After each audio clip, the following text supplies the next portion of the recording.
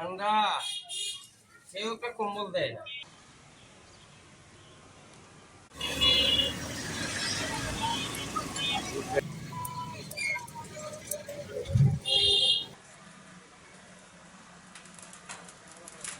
পশ্চিমবঙ্গের লোক এখানে দীর্ঘ বেশি ভাগে এখানে শীতল হাওয়া হিমেল বয়।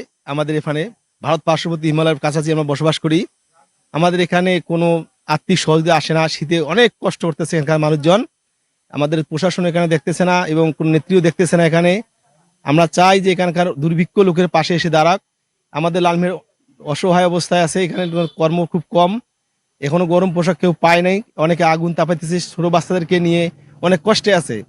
বাচ্চারা অনেক নিউমোনিয়া ঠান্ডায় অসুস্থ হইতেছে। আমরা চাই এদের ব্যবস্থা হোক এবং প্রশাসন এদের দিকে নজর দেখ এবং আমাদের লালমেট জেলায় অনেক কষ্টে দুর্ভোগ কাটেছে, কর্মসংস্থান নাই। আমরা চাই কর্মসংস্থানের ব্যবস্থা হোক এবং আমাদের এই লালমেট জেলার মধ্যে অনেক ভালো ভালো লোক আছে, আমরা যাই তারা পাশে এসে দাঁড়াক এবং অসহায় লোকদেরকে সহযোগিতা করুক, এরাই আমাদের কাম্য। আজকে তো এক সপ্তাহ নিয়ে বেড়ায় যাচ্ছে না, হেভি কুয়াশা এবং বাচ্চা কুচ্চা নিয়ে তো বেড়া যায় না, কর্মকাজ তো নাই, কর্মকাজে যাওয়া মানুষ যাইতে পারতেছে না, প্রচন্ড কুয়াশা পড়তেছে লালমনিরহাট জেলায়, ঠান্ডা।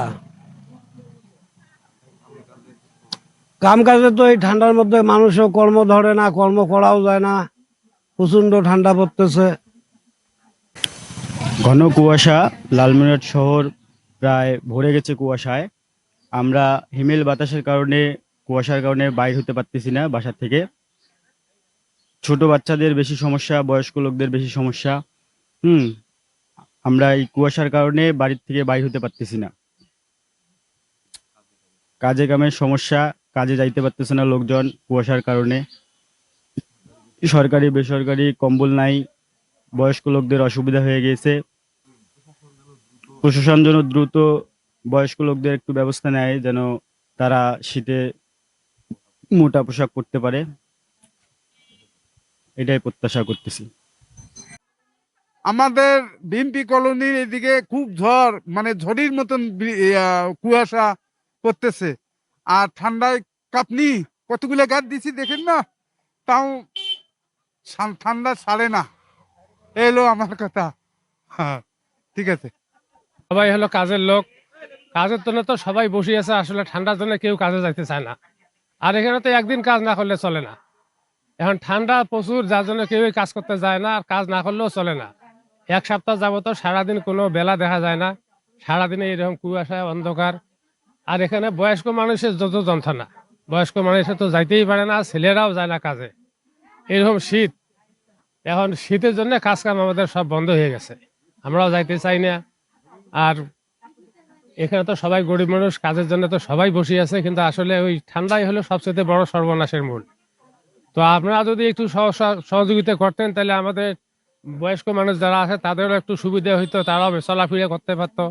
আর যারা মনে করেন কাজের লোক, তারাও হয়তো কাজে যাইতে পারতো। এই জন্যই আর কি আমরা বলি যে আমাদেরকে একটু গরমের কাপড় চোপড় যদি আপনাদের কাছে থাকে, তাহলে একটু গরমের কাপড় চোপড় দিয়ে একটু সাহায্য করেন, যাতে আমরা বয়স্ক মানুষ যারা আছে তারা যাতে একটু ভালো মতন থাকতে পারে, আমরা তাদের কাপড় চোপড় গায়ে দিয়ে কাজ করতে পারি।